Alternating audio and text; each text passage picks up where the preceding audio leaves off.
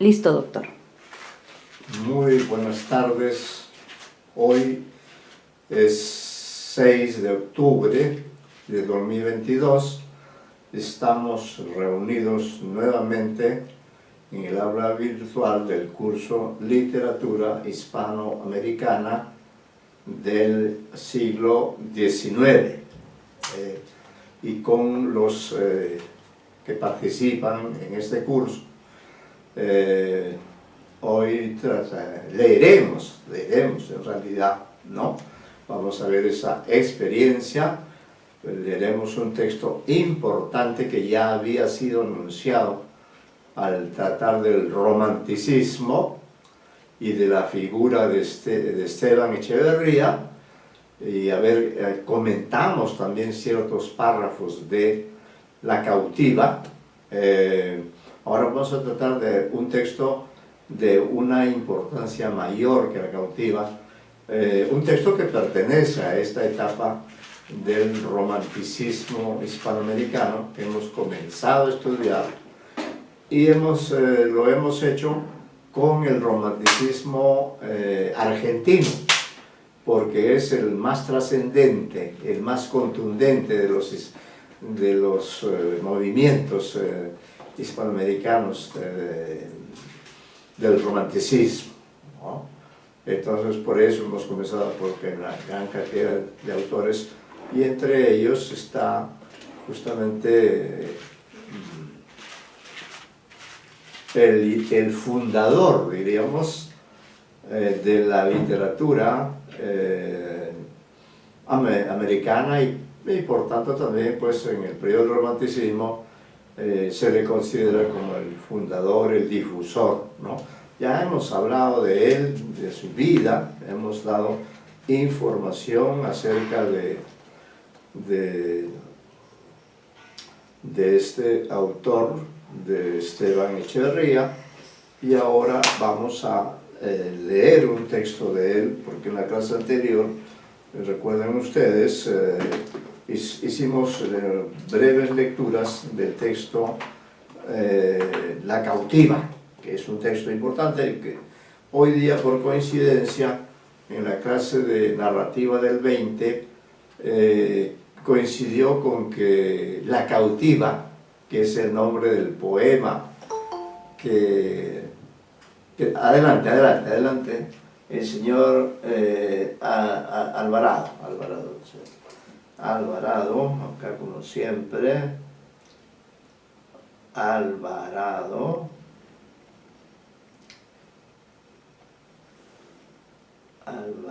Vega,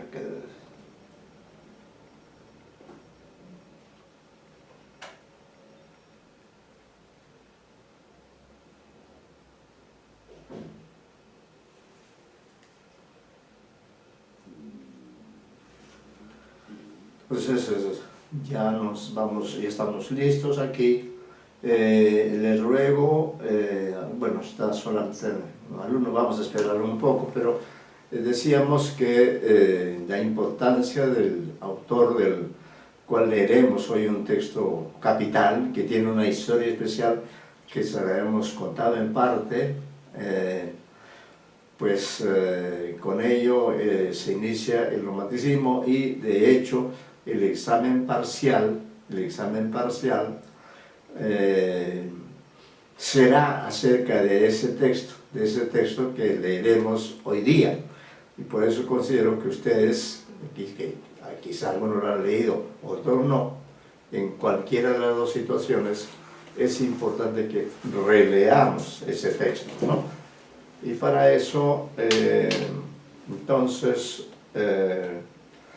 y de la lectura de El Matadero, saldrán también las tareas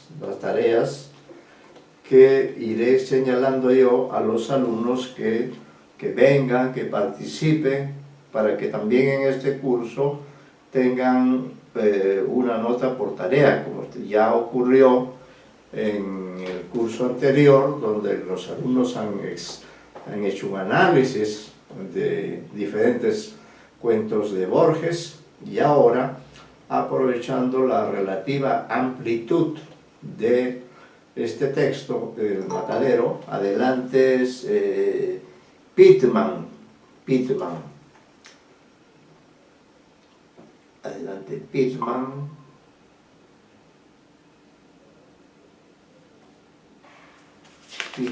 Pitman. Buenas tardes, profesor. Buenas tardes, Pitman Loaiza. Sí.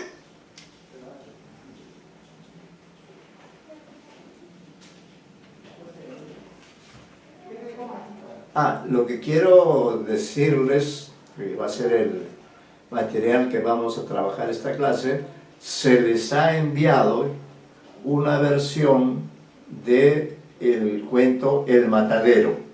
Así que tenga la mano porque vamos a leer ese texto, ¿no? Luego de una breve introducción, vamos a leer ese texto porque ese texto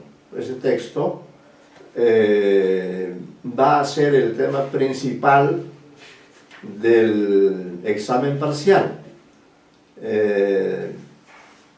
Pero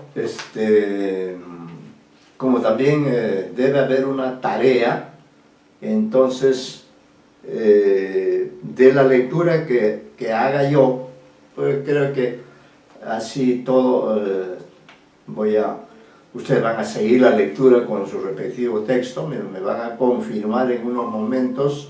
Ahora ya está el señor Alvarado Vega, el señor Pitman, está también Stephanie, Xiomara, Paulino Serva, Paulino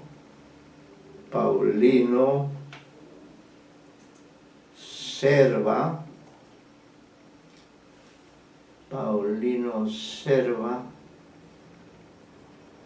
Stephanie.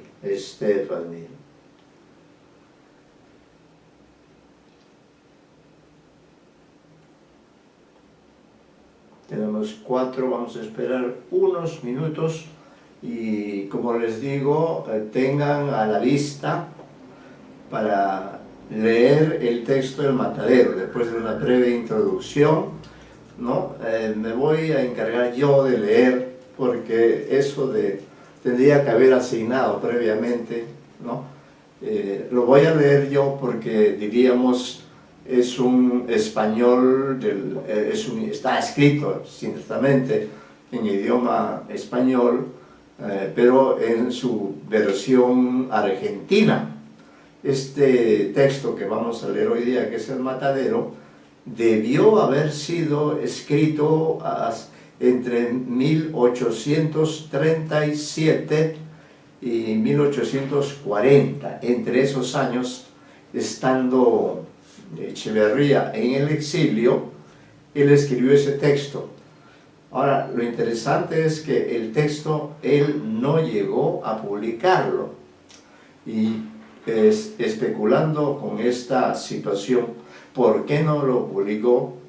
Yo pienso que puede haber habido 2 razones para dejar inédito este texto del Matadero, ¿no? Una razón, que él buscó a diferentes editores, porque el escritor no es el que hace el libro, finalmente es quien le da forma del libro, es el editor. Entonces, una de mis hipótesis es que él buscó a varios editores, uruguayos principalmente, porque él estaba exiliado en Montevideo. Es una posibilidad, y esos editores se negaron a publicar el texto, porque para la época, y aún para ahora, van a ver ustedes, es un texto muy fuerte, con mucha violencia, con sangre, con asesinatos de por medio, tiene temas políticos, religiosos, culturales, temas gastronómicos. Adelante, Puchoc Castellón, Puchoc. No estoy seguro si es la primera vez que viene, creo, Puchoc.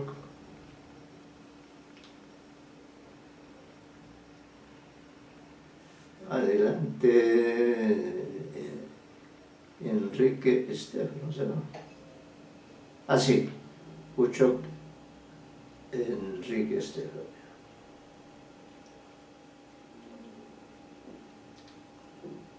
Bien, entonces ya estamos listos. No quiero olvidarme ahora de decirles algo que repetiré después.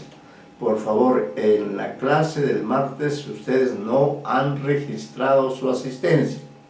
Entonces, ahora, dos cosas urgentes son que registren su asistencia, eso no se olviden, y luego tengan a la mano la versión del matadero que se les ha enviado.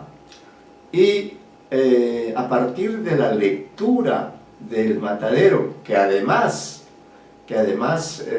será motivo principal del examen parcial, también de allí, de la lectura de hoy, ¿no? La lectura de hoy surgirá la tarea que también es otro elemento importante de evaluación. Así que, de manera que la tarea los va a beneficiar porque les va a permitir una mejor lectura, una comprensión lectora mayor sobre este texto complejo, ¿no? Sobre este texto complejo. Por eso creo que ya podemos ir comenzando, ya las personas están aquí. Y entonces recuerdo que en la clase anterior hemos hablado especialmente de Esteban Echeverría. Hemos dado datos de su vida, la vida que él hizo, principalmente el haber estado en Europa en condición de interesarse, de leer, de empaparse del romanticismo europeo que estaba en pleno apogeo. Y él volvió a Buenos Aires después de 5 años y a partir de allí desarrolló, como ya hemos dicho, una múltiple actividad, diría yo, política, cultural, literaria, ¿no? En lo político, recordemos, él escribió el Dogma Socialista, no se olvide, el Dogma Socialista, que es el primer documento en el siglo XIX de carácter programático, una suerte de borrador o documento en el cual se trazaba un panorama de la realidad argentina, que era una realidad por hacerse, porque recién se habían independizado, ¿no? Todo eso está en el Dogma Socialista, que sin duda, cuando él escribe literariamente, esas ideas también se van a filtrar de una u otra manera.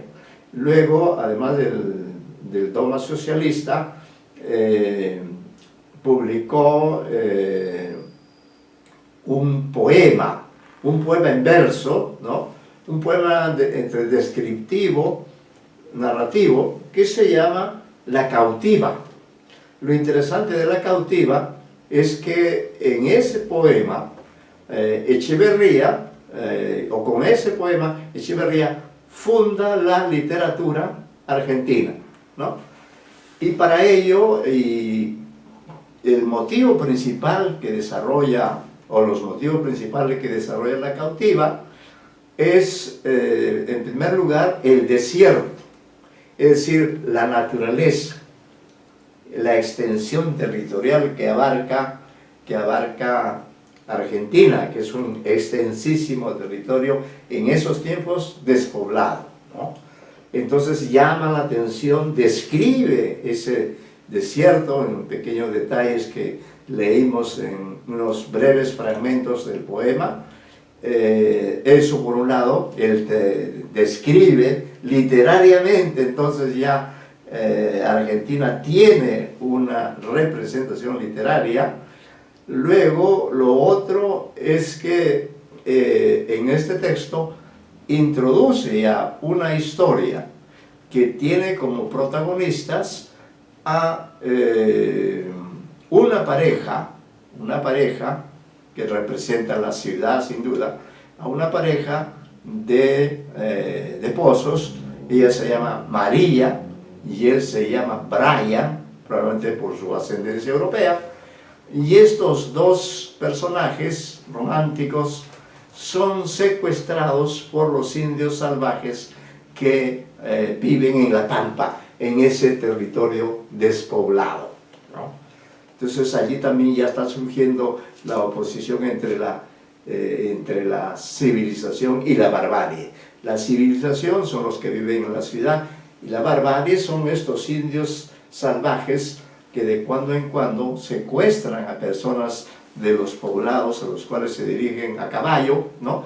Y así ocurre un secuestro. Incluso haciendo un paréntesis, en el curso anterior hemos hablado de una mujer inglesa que fue secuestrada por algún bárbaro de la Pampa y que sin embargo ella se quedó ahí, ¿no? Ya no renunció a esa vida primitiva que tenían los indios en algunos lugares de la extensa Pampa Argentina. Recordemos que Argentina no es un país que en la época prehispánica haya tenido alguna cultura importante. Seguramente había núcleos de habitantes aquí y por allá, pero como todo se le daba, había ganado vacuno, ovino, había también caballos, ahí estaban también los gauchos, aunque los gauchos, diríamos, no es mencionado específicamente en la cautiva, pero sin duda también los gauchos van a tener una presencia protagónica, ¿no? Bueno, entonces eso es el poema La cautiva, que da inicio a la literatura argentina, planteando algunos de sus principales problemas, uno de los cuales es, diríamos, la escasa cantidad de personas, lo cual es una forma de invitar a que migren los europeos. Otro es el contraste que hay entre la civilización que comienza a surgir y que está encarnada por estos personajes, y lo que me olvido es que en La cautiva la heroína es la mujer, que se llama María, ¿no? Nombre connotativo. Y María y su esposo, que es un soldado, ¿no? Es un soldado, son secuestrados por los indios salvajes. Y ella, con toda la fuerza de su carácter, logra, en alguna medida logra derrotar a los salvajes o aislarlos, y se va con su esposo para volver a la civilización.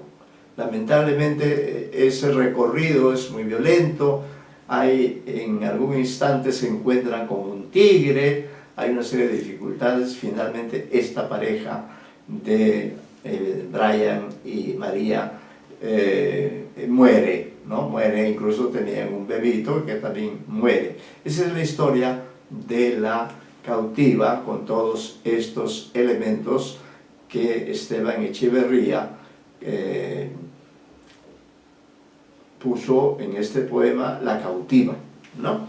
Luego, alguien más que haya ingresado, la señorita Torres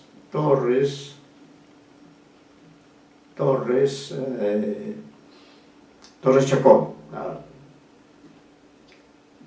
la señorita Torres Chacón, Mirela, y no sé si alguien más ha ingresado, a ver, Pitman, Puchok, bien.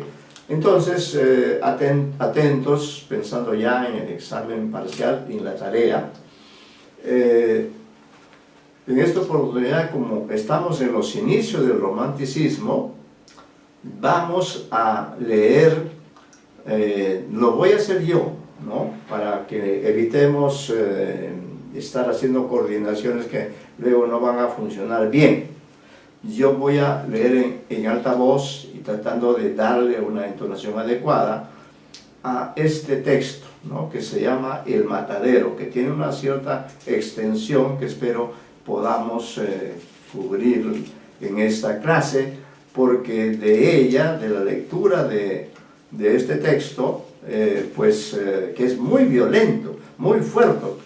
En caso yo no terminara la lectura, sin embargo, ustedes tienen la versión, tienen allí la versión. Y entonces ustedes leen pensando en que este va a ser el tema principal, ¿no? El texto principal para el examen parcial, pero que también de esta misma lectura van a surgir las tareas que yo indicaré, si es posible, hoy mismo, o se lo enviamos a través del correo, pero ya están notificados que el matadero, que es este texto, es la contribución mayor de Echeverría al romanticismo argentino y americano. Y este texto tiene una historia, quedó inédito a la muerte de su autor Esteban Echeverría, y fue encontrado muchos años después por su amigo Juan María Gutiérrez, otro hombre notable, que entre los papeles que había dejado en algún lugar Esteban Echeverría, él encontró este texto. Seguramente lo leyó, se emocionó mucho, y como estaba diciendo antes, una razón para que no se haya publicado hasta 1871, una razón es que ningún editor quiso tener problemas con la dictadura de Rosas, porque el texto es muy fuerte. Y la otra razón podría ser que el propio Echeverría haya quizá temido también las posibles represiones o secuestros que podría haber sufrido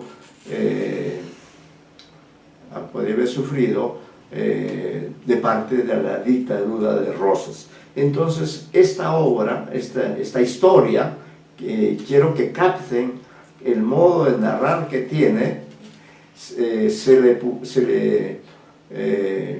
publicó en 1871, fíjense ustedes, pero había sido escrito varias décadas antes, entre 1837 y 1840, y miren, lo descubren 30 años después, en 1871, Juan María Gutiérrez, que había sido su amigo, se convierte en el editor del texto, ¿no? Esta historia está ambientada en ese momento de la dictadura de Rosas, Juan Manuel Rosas, un dictador feroz. Allí está ubicado, van a verlo eso ustedes. Y por otra parte, en cuanto al título, ¿por qué se llama El Matadero? Por una razón que allá ellos la entienden, quizá acá también la podemos entender. El matadero es el lugar donde se benefician, es decir, donde se matan las vacas, principalmente el ganado vacuno, ¿no? que es lo que acá llamaríamos un camal, allá se llama el matadero. Y los hechos ocurren en esa época en que los argentinos estaban divididos en dos bandos. Por un lado los federales, que eran los seguidores del dictador Rosas, ¿no? que eran conservadores, pero violentos, practicaban la violencia, como vamos a ver en el cuento, y de otro lado estaban los unitarios, entre los cuales también se contaba Echeverría, ¿no? Que era gente que no quería esa división del país. Y por tanto aquí en este texto, que tiene contenidos políticos, contenidos religiosos, costumbristas también, y sin embargo el texto comienza de manera un poco tranquila, relativamente tranquila, pero va creciendo el texto hasta terminar de una manera dramática, ¿no? Y sin duda está escrito por Echeverría, y la convicción de él de ser unitario, ¿no? se percibe en este texto, que tengan la amabilidad de seguir en sus respectivas versiones que tienen, porque repito, tareas se darán a partir de esta lectura, ¿no? Y también de aquí saldrá el tema del examen, de manera que pongan máxima atención por razones de operatividad y porque conozco más que ustedes el texto, un poco más quizá, Yo lo voy a leer con la entonación de vida, ¿ya? Si es que no termináramos, porque es un poco extenso, entonces ya ustedes tienen la versión, pero por lo menos yo leeré y haré algunas acotaciones. El matadero. Y comenzamos. Dice, a pesar de que la mía es historia, no la empezaré por el arca de Noé y la genealogía de sus ascendientes, como acostumbraban a hacerlo los antiguos historiadores españoles de América, que deben ser nuestros prototipos. ¿Ve? Él tiene conciencia de que está contando algo, ¿no? Eso es lo importante. Tengo muchas razones para no seguir ese ejemplo, las que callo por no ser difuso. Diré solamente que los sucesos de mi narración pasaban por los años de Cristo de 1830 y tantos. Entonces lo pone así, 1183 puntos suspensivos. Y también es la época, acá dice en qué época estábamos, ¿no? Por ejemplo, ahora estamos en la época del Señor de los Milagros. La cuestión religiosa también está tratada aquí. Bueno, dice, estábamos a más en Cuaresma, época en que escasea la carne en Buenos Aires. Ustedes saben que Argentina es un gran productor de carne, ¿no? Entonces dice, estábamos a más en Cuaresma, hay que buscar por ejemplo el significado de Cuaresma, esa puede ser una tarea para algunos de ustedes, Cuaresma, aquí lo anotamos, bueno, estábamos a más en Cuaresma, época en que escasea la carne en Buenos Aires, porque la iglesia, ¿ve? Ya entra la iglesia, adoptando el precepto de Epícteto, dice, sustitune, abstine, lo pone en latín, pero luego lo traduce, sufre, abstente, ¿no? Dice, entonces, adoptando el precepto de Epícteto, sufre, abstente, ordena vigilia y abstinencia a los estómagos de los fieles a causa de que la carne es pecaminosa y, como dice el proverbio, busca a la carne, ¿no? Eso es algo que sabemos. Y como la iglesia tiene ad inicio y por delegación directa de Dios el imperio inmaterial sobre las conciencias y los estómagos, que en manera alguna pertenecen al individuo, nada más justo y racional que vede lo malo. Que vede quiere decir que prohíba lo malo, ¿no? Los abastecedores, es decir, los que llevaban los animales al matadero, los abastecedores, por otra parte, buenos federales, es decir, seguidores de Rosas, buenos federales y por lo mismo buenos católicos, sabiendo que el pueblo de Buenos Aires atesora una docilidad singular para someterse a toda especie de mandamiento, solo traen en días cuaresmales al matadero los novillos necesarios para el sustento de los niños y los enfermos dispensados de la abstinencia por la bula, y no con el ánimo de que se harten algunos herejotes, no dice herejes sino herejotes, que no faltan, dispuestos siempre a violar los mandamientos carnificinos, mire qué bonito ese término, carnificinos de la iglesia, y a contaminar la sociedad con el mal ejemplo. Ven pues que su narración es fluida. Sucedió pues en aquel tiempo una lluvia, y los fenómenos atmosféricos también son importantes, ¿no? Una lluvia muy copiosa. Los caminos se anegaron, los pantanos se pusieron a nado, y las calles de entrada y salida a la ciudad rebosaban en acuoso barro. Una tremenda avenida se precipitó de repente por el riachuelo de Barracas y extendió majestuosamente sus turbias aguas hasta el pie de las barrancas del Alto. Todo esto está ocurriendo en Buenos Aires, ¿no? El Plata, es el río más importante, creciendo embravecido, empujó esas aguas que venían buscando su cauce y las hizo correr hinchadas por sobre campos, terraplenes, arboledas, caseríos y extenderse como un lago inmenso por todas las bajas tierras. La ciudad, circunvalada del norte al oeste por una cintura de agua y barro, y al sur por un piélago blanquecino en cuya superficie flotaban a la aventura algunos barquichuelos y negreaban las chimeneas y las copas de los árboles, echaba desde sus torres y barrancas atónitas miradas al horizonte, como implorando la protección del Altísimo, ¿no? Estaba lloviendo en exceso. Parecía el amago de un nuevo diluvio. Los beatos y beatas gimoteaban haciendo novenarios y continuas plegarias. Los predicadores atronaban el templo y hacían crujir el púlpito a puñetazos. Es el día del juicio, decían, el fin del mundo está por venir, la cólera divina rebosando se derrama en inundación. ¡Ay de vosotros, pecadores!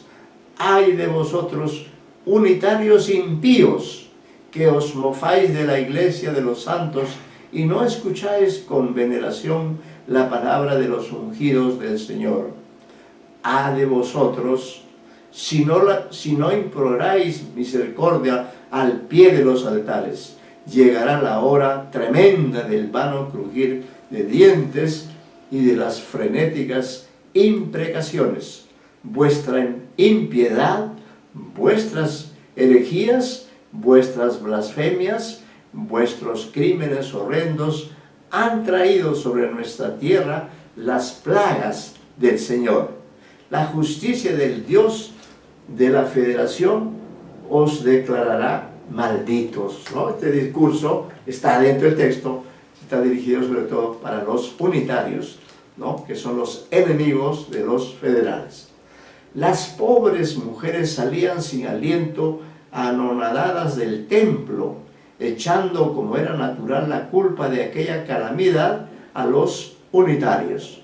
Continuaba, sin embargo, lloviendo a cántaros, y la inundación crecía, acreditando el pronóstico de los predicadores.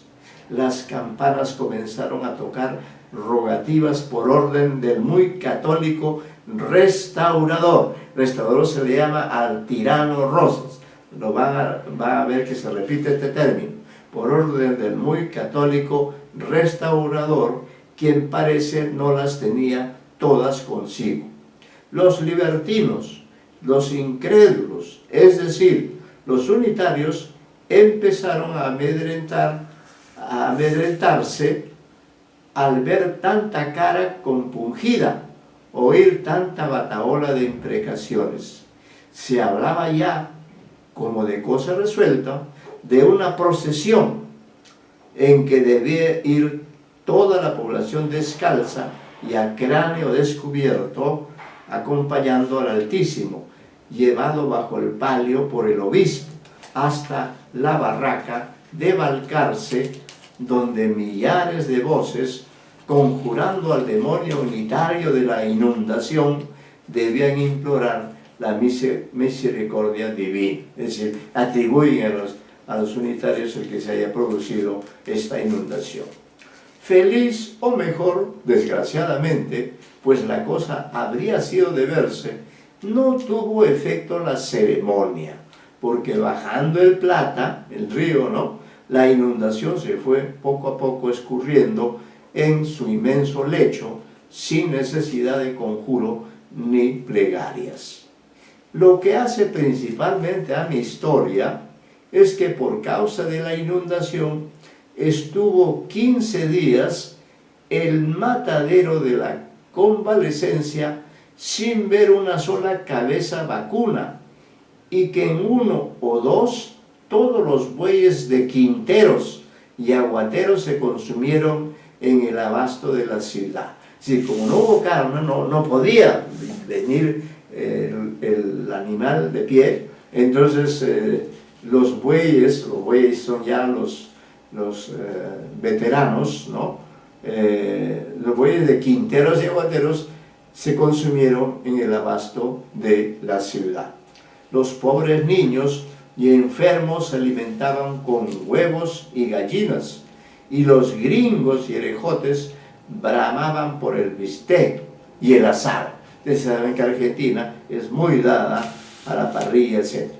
La abstinencia de carne era general en el pueblo, que nunca se hizo más digno de la bendición de la iglesia, y así fue que llovieron sobre él millones y millones de indulgencias plenarias. Las gallinas se pusieron a 6 pesos y los huevos a 4 reales y el pescado carísimo. No hubo en aquellos días cuaresmales, promiscuaciones ni excesos de gula, pero en cambio se fueron derecho al cielo innumerables ánimas y acontecieron cosas que parecen soñadas, ¿no? Él va entrando en la visión general, luego va a ir centrándose en la historia. Dice, no quedó en el matadero ni un solo ratón vivo de muchos millares que allí tenían albergue. Todos murieron o de hambre o ahogados en sus cuevas por la incesante lluvia. Multitud de negras rebusconas de anchuras, ¿no? De la menudencia, negras, que acá también todos los sectores que vivían están mencionados en un otro momento. Multitud de negras rebusconas de anchuras, como los caranchos de presa, se desbandaron por la ciudad como otras tantas arpías prontas a devorar cuanto hallaran comible. Las gaviotas y los perros, inseparables rivales suyos en el matadero, emigraron en busca de alimento animal.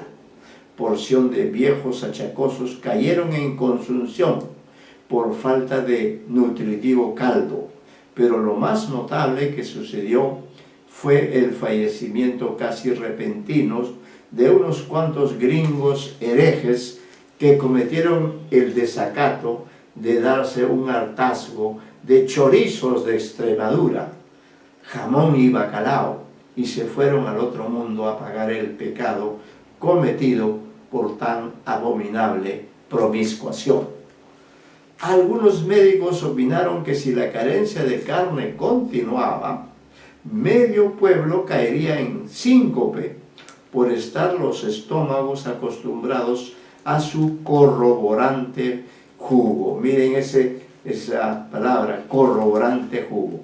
Y era de notar el contraste entre estos tristes pronósticos de la ciencia y los anatemas lanzados desde el púlpito por los reverendos padres contra toda clase de nutrición animal y de promiscuación en aquellos días destinados por la Iglesia al ayuno y la penitencia, ¿no? Se originó de aquí una especie de guerra intestina entre los estómagos y las conciencias, atizada por el inexorable apetito y las no menos inexorables vociferaciones de los ministros de la Iglesia, quienes, como es su deber, no transigen con vicio alguno que tienda a relajar las costumbres católicas, a lo que se agregaba el estado de flatulencia intestinal de los habitantes producido por el pescado y los porotos y otros alimentos, algunos algo indigestos, ¿no? Entonces, fíjense, los alimentos también son importantes en esta historia. Esta guerra se manifestaba por sollozos y gritos descompasados en la peroración de los sermones y por rumores y estruendos subitáneos en las casas y calles de la ciudad o donde quiera concurrían gentes. Alarmóse un tanto el gobierno, fíjese que estamos en una dictadura, tan paternal como previsor del restaurador, creyendo aquellos tumultos de origen revolucionario y atribuyéndolos a los mismos salvajes unitarios, cuyas impiedades, según los predicadores federales, habían traído sobre el país la inundación de la cólera divina, tomó activas providencias, desparramó a sus esbirros por la población y por último, bien informado, promulgó un decreto tranquilizador de las conciencias y de los estómagos, encabezado por un considerable, muy sabio y piadoso, para que a todo trance y arremetiendo por agua y todo, se trajese ganado a los corrales. Como vemos, el problema era el hambre, la falta de carne. En efecto, el 16º día de la carestía, recuerden que la cuarentena dura 40 días, dice en el 16º día de la carestía, víspera del día de Dolores, entró Abado por el paso de Burgos al Matadero del Alto una tropa de 50 novillos gordos, cosa poco por cierto para una población acostumbrada a consumir diariamente de 250 a 300 y cuya tercera parte al menos gozaría del fuero eclesiástico de alimentarse con carne. Cosa extraña que haya estómagos privilegiados y estómagos sujetos a leyes inviolables y que la Iglesia tenga la llave de los estómagos. Fíjense qué bellas expresiones para significar todo lo que puede el poder. Pero no es extraño, supuesto que el diablo con la carne suele meterse en el cuerpo y que la Iglesia tiene el poder de conjurarlo. El caso es reducir al hombre a una máquina cuyo móvil principal no sea su voluntad, sino la de la Iglesia y el gobierno. No está refiriéndose pues a que en toda sociedad hay una ideología que lo domina todo. Y dice Echeverría, quizá llegue el día en que sea posible respirar aire libre, pasearse y hasta conversar con un amigo, sin permiso de autoridad competente. Así era, poco más o menos, en los felices tiempos de nuestros beatos abuelos, que por desgracia vino a turbar la Revolución de Mayo. Sea como fuere, a la noticia de la providencia gubernativa, de que se podía venir, ¿no? Podía entrar ganado, los corrales del Alto se llenaron a pesar del barro, de carniceros, de achuradores y de curiosos, quienes recibieron con grandes vociferaciones y palmoteos los 50 novillos destinados al matadero. Chica pero gorda, exclamaban, ¡viva la Federación! ¡Viva el restaurador! Eran vivas a rosas, porque han de saber los lectores que en aquel tiempo la Federación estaba en todas partes, hasta entre las inmundicias del matadero, y no había fiesta sin restaurador, como no hay sermón sin San Agustín. Es una frase conocida.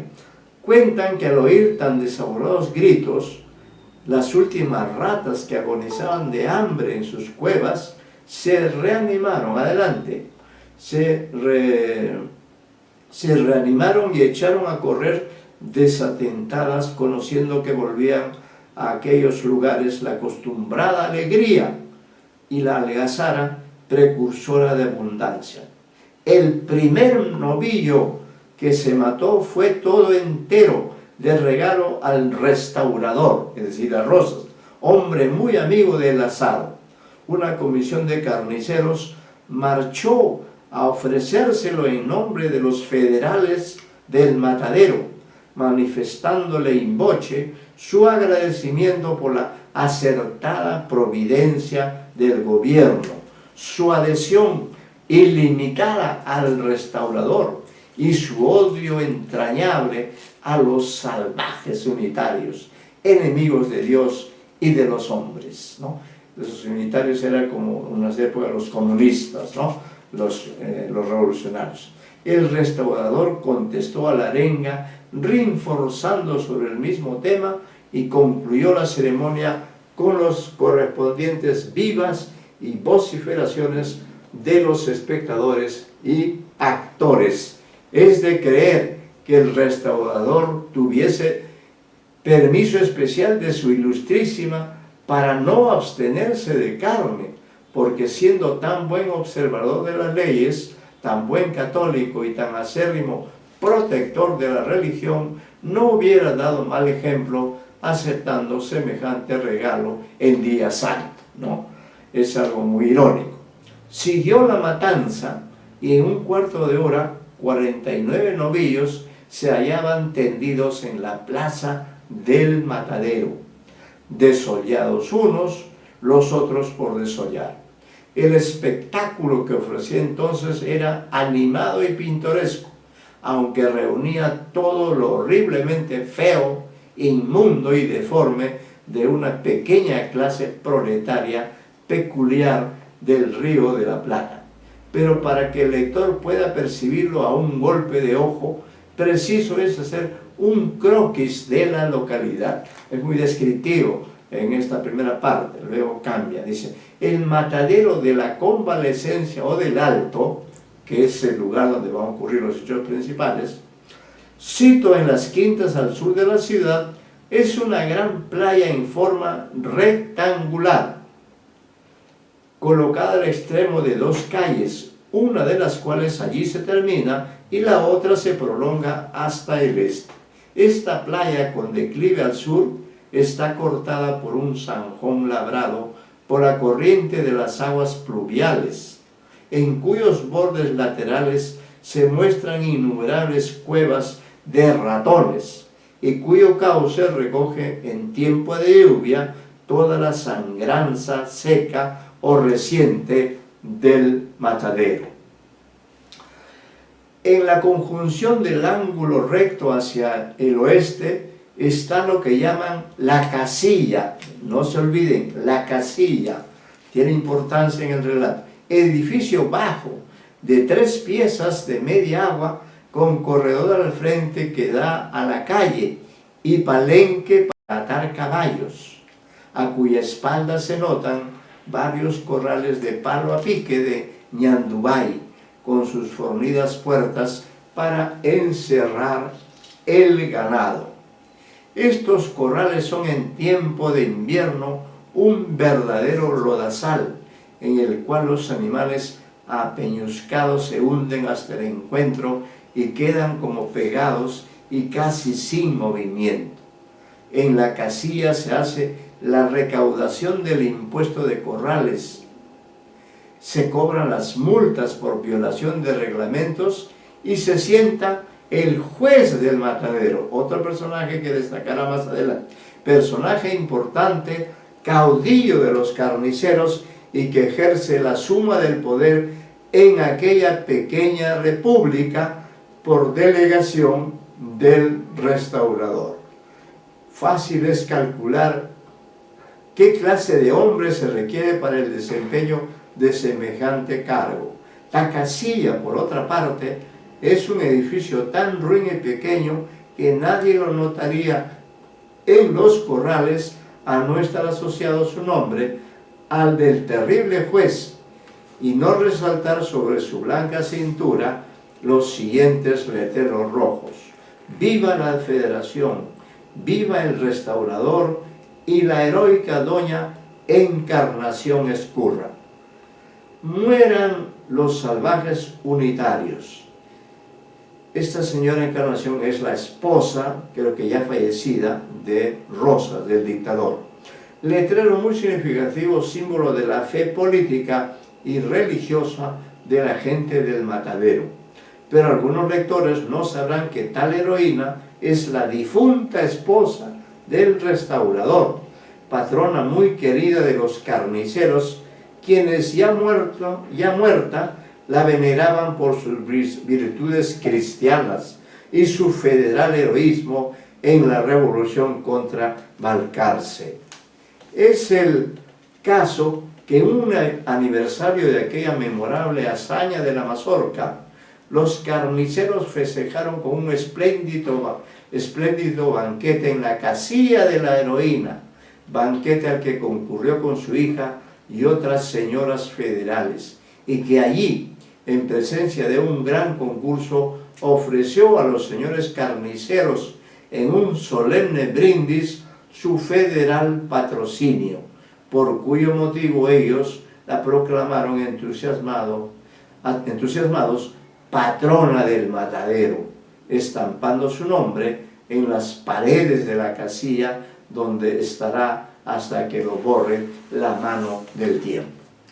La perspectiva del matadero a la distancia era grotesca, llena de animación.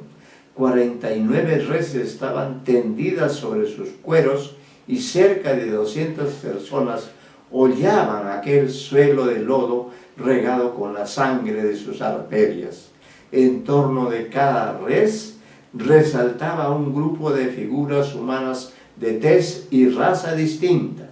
La figura más prominente de cada grupo era el carnicero, con el cuchillo en mano, brazo y pecho desnudos, cabello largo y revuelto, camisa y chiripá y rostro embadurnado de sangre.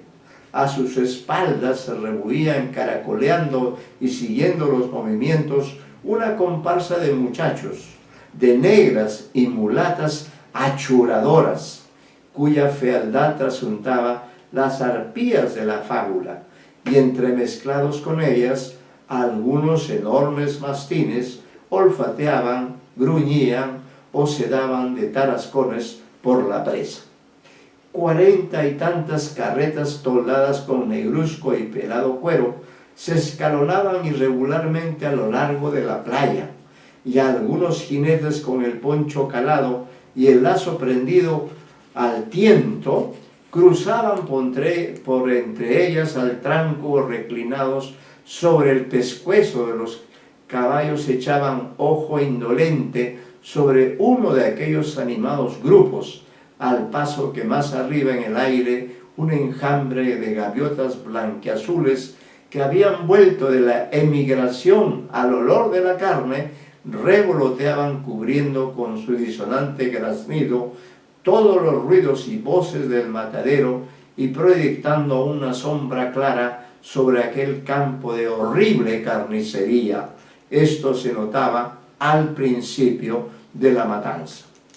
Pero a medida que adelantaba, la perspectiva variaba, los grupos se deshacían, venían a formarse tomando diversas actitudes y se desparramaban corriendo como si en medio de ellos cayese alguna bala perdida o asomase la quijada de algún encolerizado mastín.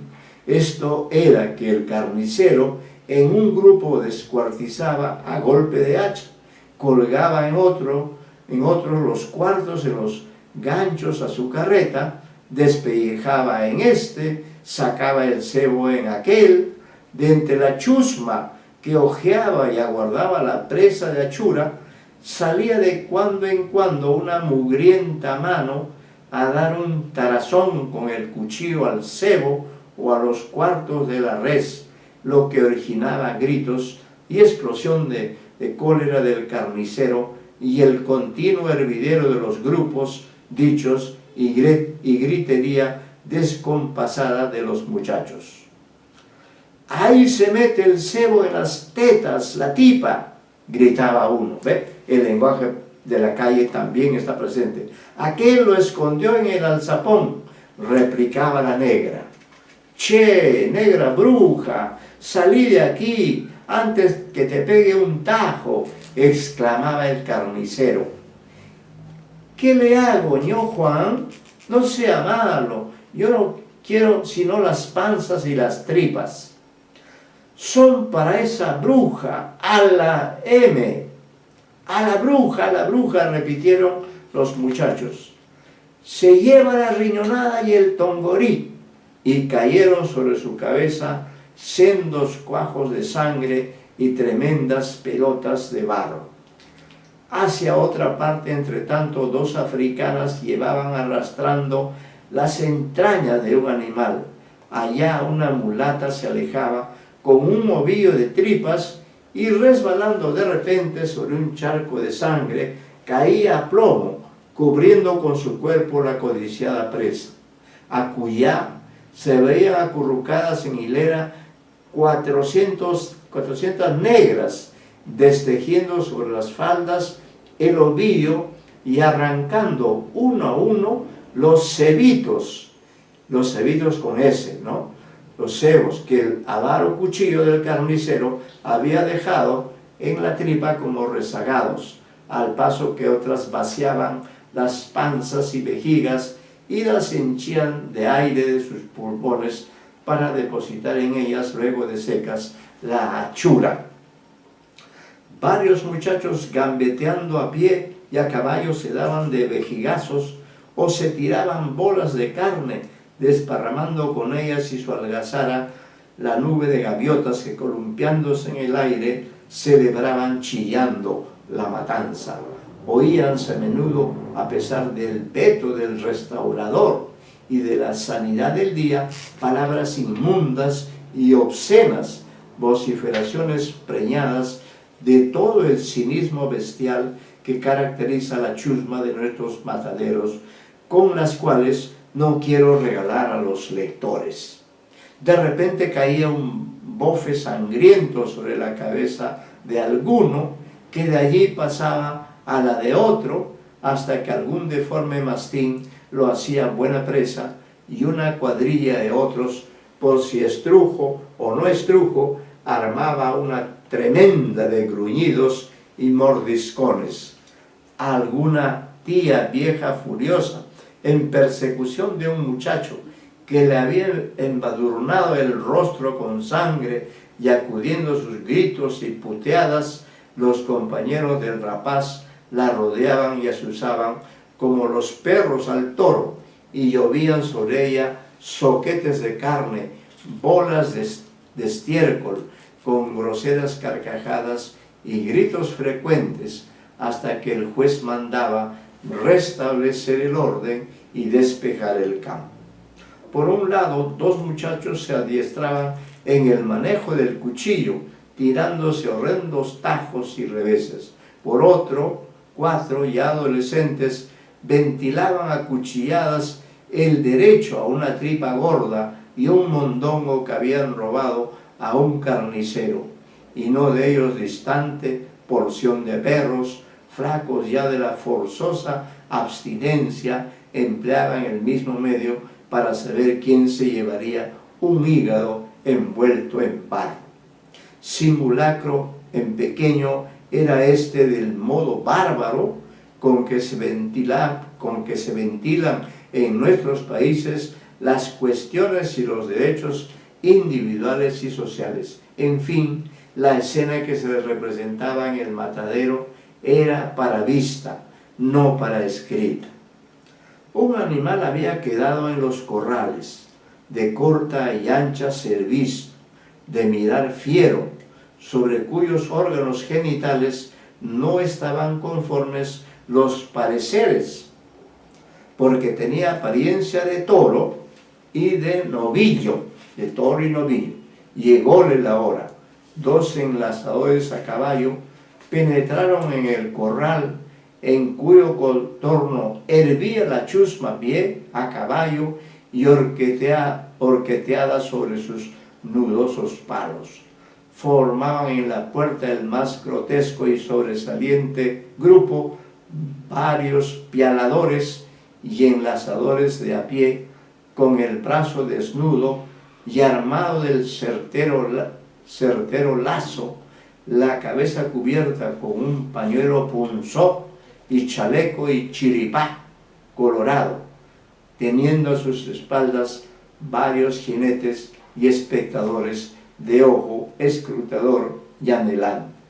El animal, prendido ya al lazo por las astas, bramaba echando espuma furibundo, y no había demonio que lo hiciera salir del pegajoso barro donde estaba como clavado, y era imposible pialarlo. Gritábanle, lo asusaban en vano con las mantas y pañuelos los muchachos que estaban prendidos sobre las horquetas del corral, y era de oír la disonante batahola de silbidos, palmadas y voces, tiples y roncas que se desprendía de aquella singular orquesta. Los dicharachos, las exclamaciones chistosas y obscenas rodaban de boca en boca, y cada cual hacía alarde espontáneamente de su ingenio y de su agudeza, excitado por el espectáculo o picado por el aguijón de alguna lengua locuaz. Y de pie en el toro, son voces que recoge Echeverría, al diablo los torunos del azul, Malaya el tropero que nos da gato por liebre, sí es novillo, dice sobre esta discusión de cuál es, si era novillo o no. No está viendo que es toro viejo, como toro le ha de quedar. Muéstreme los C, pone, ¿no? Si le parece que ahí los tiene entre las piernas, o sea, así que muestre los genitales del toro, dice. No los ve, amigo, más grandes que la cabeza de su castaño, o se ha quedado ciego en el camino. Su madre sería la ciega, pues que tal hijo ha parido. ¿No ve que todo ese bulto es barro? Es emperrado y arisco como un unitario. Este es un diálogo entre los personajes, ¿no? Y al oír esta palabra mágica, todos a una voz exclamaron: mueran los salvajes unitarios. Para el tuerto, los huevos, probablemente diga. Sí, para el tuerto que es hombre de cojones, para pelear con los unitarios. El matambre a Matasiete, degollador de unitarios. ¡Viva Matasiete! Aquí aparece otro personaje, ¿no? Matasiete, que va a cobrar importancia más adelante. Antes de que me olvide, vuelvo a decir que registren sus asistencias, porque me parece que no lo han hecho en la clase anterior. Así que les doy ese dato, ¿ya? Aparicio, Puchoc, sí, Christopher, Aparicio es el que faltaba. Bueno, seguimos entonces. Aparece este personaje, Matasiete, vean ustedes cómo va a actuar. Degollador de unitarios. ¡Viva Matasiete! Gritaron. A Matasiete el matambre. ¡Allá va!, gritó una voz ronca interrumpiendo aquellos desahogos de la cobardía feroz. ¡Allá va el toro! ¡Alerta! ¡Guárdalos de la puerta! ¡Allá va furioso como un demonio! Son expresiones ahí que están persiguiendo al toro. Y en efecto, dice el narrador, el animal acosado por los gritos y sobre todo por dos picanas agudas que le espoleaban la cola, sintiendo flojo el lazo, arremetió bufando a la puerta, lanzando a entrambos lados una rojiza y fosfórica mirada. Diole el tirón el enlazador, sentando su caballo, desprendió el lazo del asta, crujió por el aire un áspero zumbido y al mismo tiempo se vio rodar desde lo alto de una horqueta del corral, como si un golpe de hacha lo hubiese dividido a cercén. Una cabeza de niño, ojo, cuyo tronco permaneció inmóvil sobre su caballo de palo, lanzando por cada arteria un largo chorro de sangre. Aquí ya se ha producido una muerte de un niño, ¿no? Se cortó el lazo, gritaron unos, allá va el toro. Pero otros, deslumbrados y atónitos, guardaron silencio porque todo fue como un relámpago. Desparramóse un tanto el grupo de la puerta, una parte se agolpó sobre la cabeza y el cadáver palpitando del muchacho, degollado por el lazo, manifestando horror en sus atónitos semblantes, y la otra parte, compuesta de jinetes que no vieron la catástrofe, se escurrió en distintas direcciones en pos del toro, vociferando y gritando: «¡Allá va el toro! ¡Atajen! ¡Guarda! ¡Enlaza, siete pelos! ¡Que te agarra, botija! ¡Va furioso! ¡No se le pongan delante! ¡Ataja, ataja, morado! ¡Dele espuela al mancarrón! ¡Ya se metió en la calle sola! ¡Que lo ataje el diablo!». Todas esas son expresiones de estos que están persiguiendo al toro. Dice: el tropel y vocifería era infernal.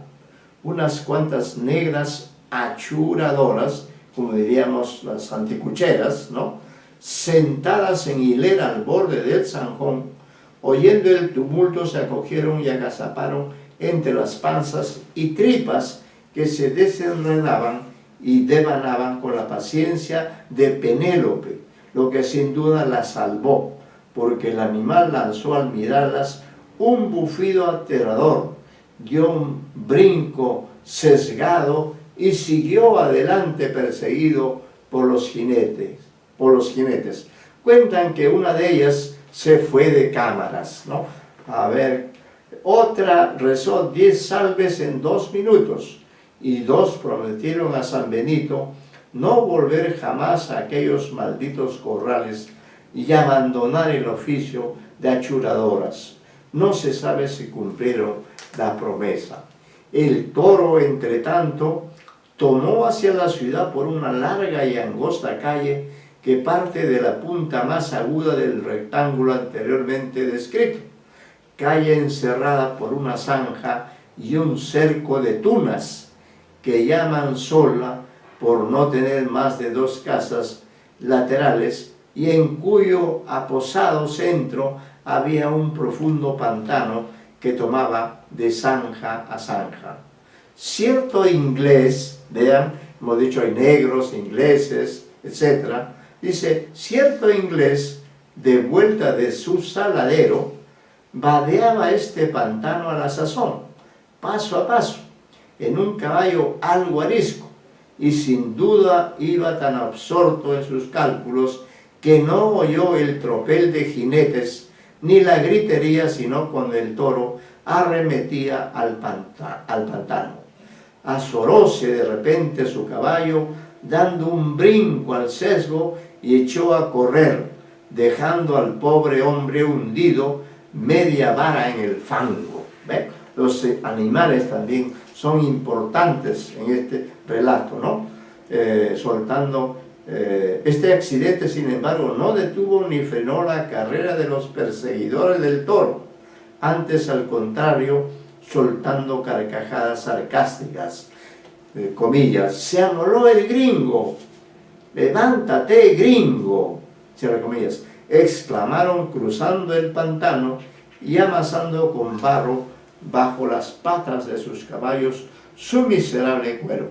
Salió el gringo como pudo, después a la orilla, más con la apariencia de un demonio tostado por las llamas del infierno que un hombre blanco, pelirrubio. Más adelante, al grito de «¡Al toro!», 4 negras achuradoras que se retiraban con su presa se zambulleron en la zanja llena de agua, único refugio que les quedaba. El animal, entre tanto, después de haber corrido unas 20 cuadras en distintas direcciones, azorando con su presencia a todo viviente, se metió por la tranquera de una quinta, donde halló su perdición.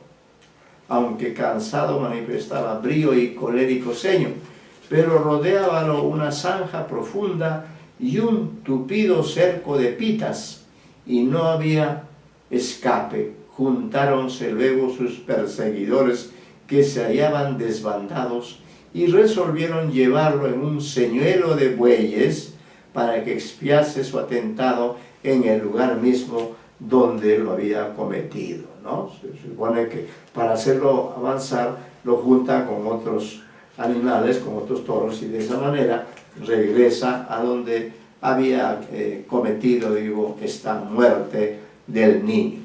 1 hora después de su fuga, el toro estaba otra vez en el matadero, donde la poca chusma que había quedado no hablaba sino de sus fechorías. La aventura del gringo en el pantano excitaba principalmente la risa y el sarcasmo. Del niño degollado por el lazo no quedaba sino un charco de sangre. Su cadáver estaba en el cementerio. Enlazaron muy luego por las astas al animal que brincaba haciendo hincapié y lanzando roncos bramidos. Echáronle 1, 2, 3 piales, pero infructuosos. Al cuarto quedó prendido de una pata.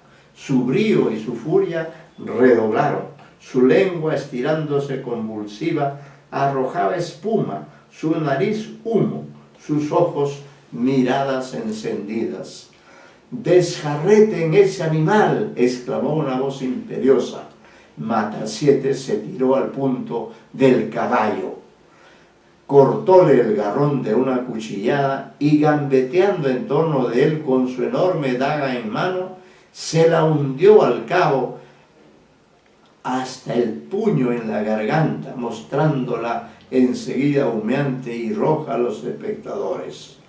Brotó un torrente de la herida, exhaló algunos bramidos roncos y cayó el soberbio animal entre los gritos de la chusma que proclamaba a Matasiete vencedor y le adjudicaba en premio el matambre. Ya es una parte muy especial del toro, ¿no? Entonces vemos que Matasiete ya se ha hecho de una popularidad, ¿no?, por haber podido matar a este toro que no se dejaba hacerlo.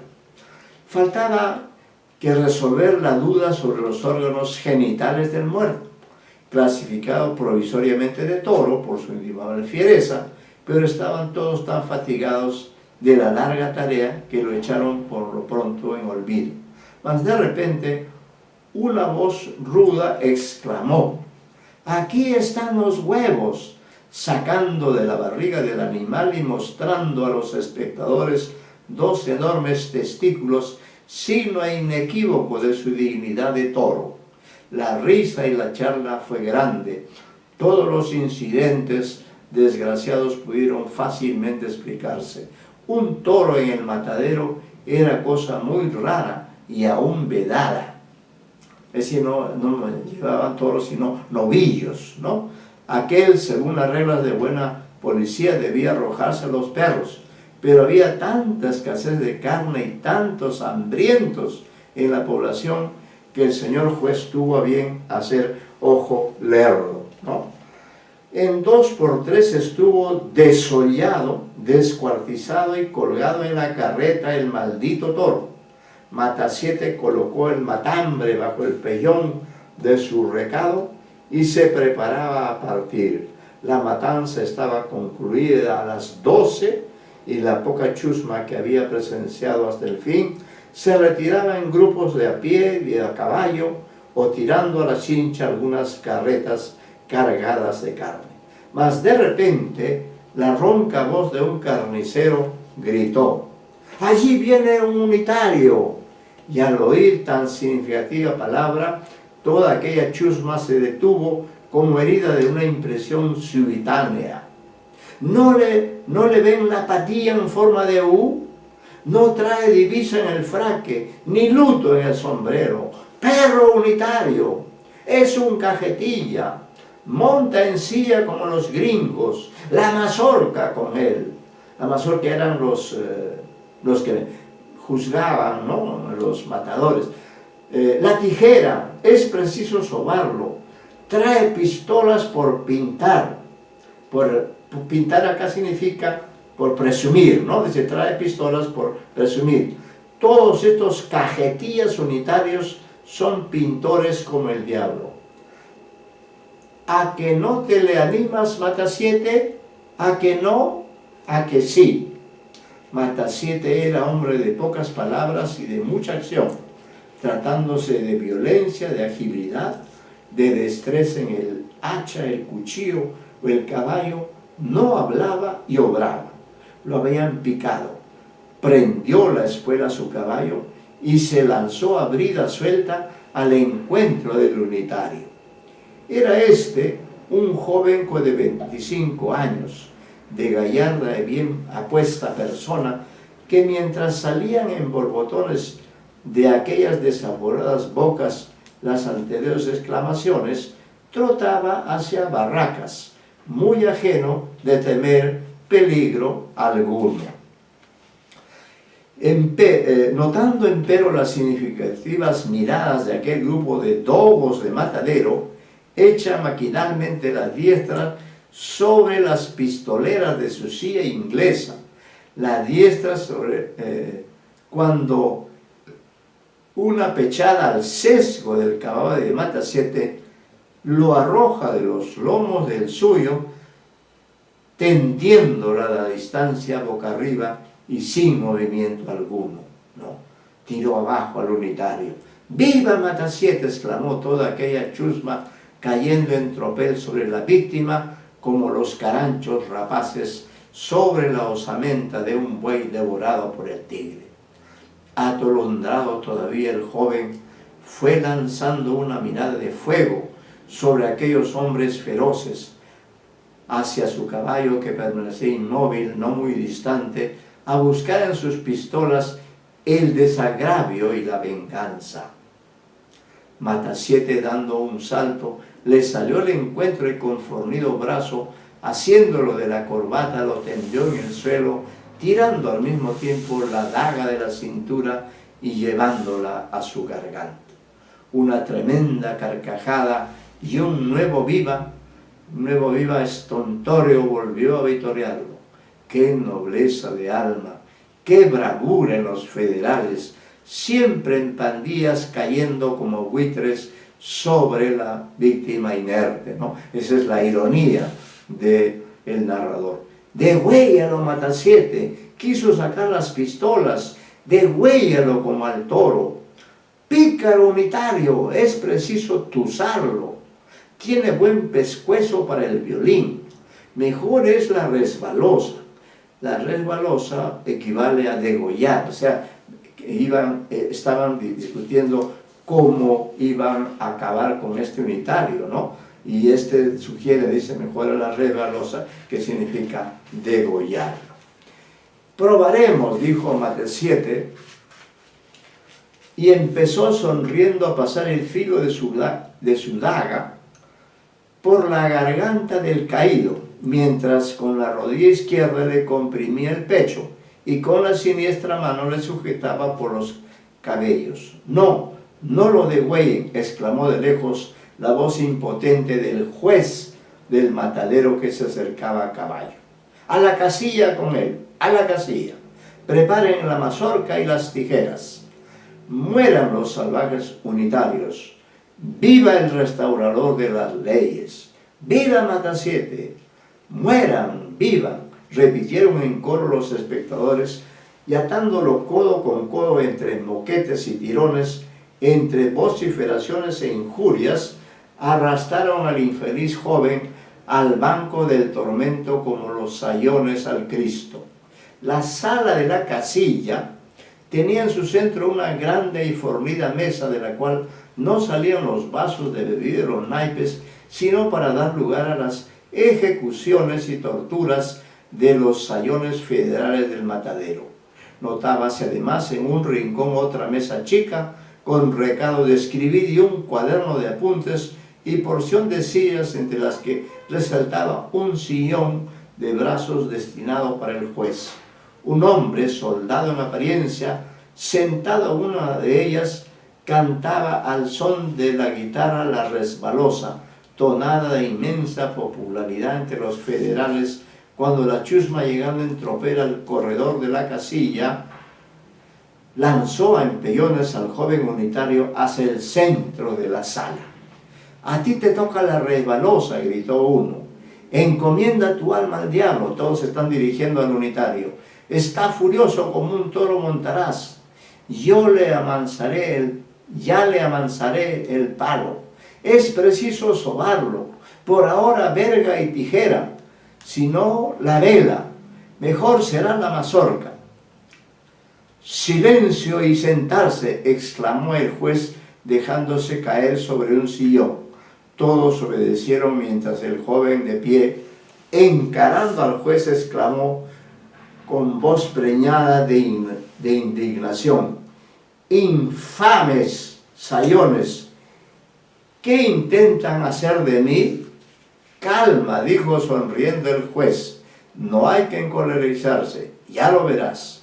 El joven en efecto estaba fuera de sí de cólera. Todo su cuerpo parecía estar en convulsión.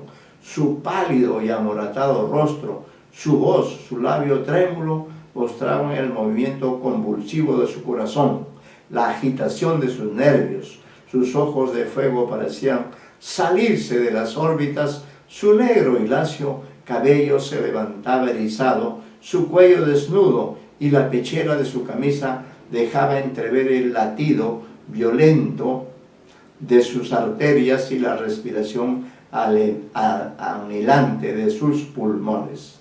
«¿Tiemblas?», le dijo el juez. «De rabia, porque no puedo sofocarte entre mis brazos», contestó. «¿Tendrías fuerza y valor para eso?». Y el unitario dice: «Tengo de sobra voluntad y coraje para ti, infame. A ver las tijeras de tu zar mi caballo, túselo a la federala». Dos hombres le asieron, uno de la ligadura del brazo, otro de la cabeza, y en un minuto cortaronle la patilla que poblaba toda su barba por bajo, con risa estrepitosa de sus espectadores. «A ver», dijo el juez, «un vaso de agua para que se refresque». «Uno de hiel te daría yo a beber, infame», dice el unitario. Un negro petizo púsole al punto delante con un vaso de agua en la mano. Diole el joven un puntapié en el brazo y el vaso fue a estrellarse en el techo, salpicando el asombrado rostro de los espectadores. «Este es incorregible, ya lo domaremos». «Silencio», dijo el juez, «ya estás afeitado a la federala, solo te falta el bigote, cuidado con olvidarlo. Ahora vamos a cuenta. ¿Por qué no traes divisa?». «Porque no quiero». ¿No sabes que lo manda el restaurador? La librea es para vosotros esclavos, no para los hombres libres, contestó el unitario, ¿no? A los libres se les hace llevar a la fuerza. Sí, dice el unitario, la fuerza y la violencia bestial, esas son vuestras armas infames. El lobo, el tigre, la pantera, también son fuertes como vosotros. Deberías andar como ellos, en cuatro patas. ¿No temes que el tigre te despedace?, dice el juez, ¿no? «Lo prefiero a que maniatado me arranquen como el cuervo una a una las entrañas». ¿Por qué no llevar luto en el sombrero por la heroína? Porque lo llevo en el corazón por la patria que vosotros habéis asesinado, infames. ¿No sabes que así lo dispuso el restaurador? Lo dispusisteis vosotros, esclavos, para lisonjear el orgullo de vuestro señor y tributarle vasallaje infame. «Insolente, te has embravecido mucho, te haré cortar la lengua si chistas. Abajo los calzones a ese mentecato, cajetilla y a nalga pelada denle verga bien atado sobre la mesa». Apenas articuló esto el juez, 4 sayones salpicados de sangre suspendieron al joven y lo tendieron largo a largo sobre la mesa, comprimiéndole todos sus miembros.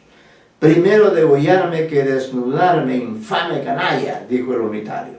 Atáronle un pañuelo a la boca y empezaron a tironear sus vestidos. Encogíase el joven, pateaba, hacía rechinar los dientes, tomaban ora sus miembros la flexibilidad del junco, ora la dureza del fierro, y su espina dorsal era el eje de un movimiento parecido al de la serpiente. Gotas de sudor fluían por su rostro, grandes como perlas, echaban fuego sus pupilas, su boca espuma y las venas de su cuello y frente negreaban en relieve sobre su blanco cutis como si estuvieran repletas de sangre. «Átenlo primero», exclamó el juez. «Está rugiendo de rabia», articuló un sayón. En un momento liaron sus piernas en ángulo a los 4 pies de la mesa, volcando su cuerpo boca abajo. Era preciso hacer igual operación con las manos, para la cual soltaron las ataduras que las comprimían en la espalda. Sintiéndolas libres, el joven, por un movimiento brusco en el cual apareció agotarse toda su fuerza y vitalidad, se incorporó primero sobre los brazos, después sobre sus rodillas, y se desplomó al momento, murmurando: «Primero degollarme que desnudarme, infame canalla». Sus fuerzas se habían agotado. Inmediatamente quedó atado en cruz y empezaron la obra de desnudarlo. Entonces un torrente de sangre brotó borbollando de la boca y las narices del joven, y extendiéndose empezó a caer a chorros por entrambos lados de la mesa. Los sayones quedaron inmóviles y los espectadores estupefactos. «Reventó de rabia el salvaje unitario», dijo uno. «Tenía un río de sangre en las venas», articuló otro. «Pobre diablo, queríamos únicamente divertirnos con él y tomó la cosa demasiado serio», exclamó el juez, frunciendo el ceño de tigre. «Es preciso dar parte, desátenlo y vamos». Verificaron la orden, echaron llave a la puerta y en un momento se escurrió la chusma en pos del caballo del juez cabizbajo y taciturno. Los federales habían dado fin a una de sus innumerables proezas. En aquel tiempo, ya vamos terminando, los carniceros degolladores del matadero eran los apóstoles que propagaban a verga y puñal la Federación Rosina, y no es difícil imaginarse qué federación saldría de sus cabezas y cuchillas. Llamaban ellos salvaje unitario conforme a la jerga inventada por el restaurador, patrón de la cofradía, a todo el que no era degollador, carnicero, ni salvaje, ni ladrón, a todo hombre decente y de corazón bien puesto, a todo patriota ilustrado, amigo de las luces y de la libertad. Y por el suceso anterior puede verse a las claras que el foco de la federación estaba en el matadero. Hemos concluido con la lectura de este gran relato que es el matadero, y entonces ya ustedes tendrán oportunidad de releerlo, ¿no? Ver cómo fluye, ¿no? En su primera parte es bastante descriptivo sobre Buenos Aires, los ríos, sobre el fenómeno de las lluvias, ¿no? La inundación, todo ello.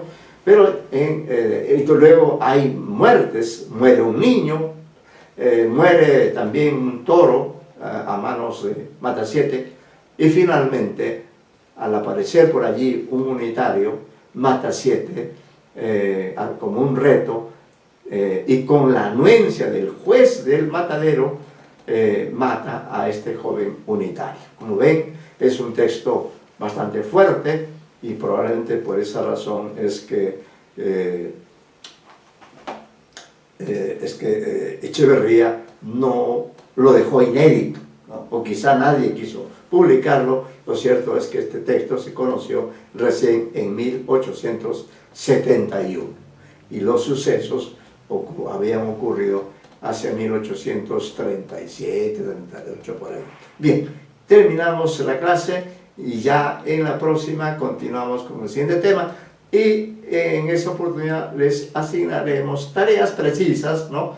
Pero ya saben que el examen también, que será anunciado, versará acerca de este texto histórico que hemos leído. Bueno, muchas gracias, muy buenas tardes, y nos vemos en la siguiente reunión. No se olviden de registrar su asistencia.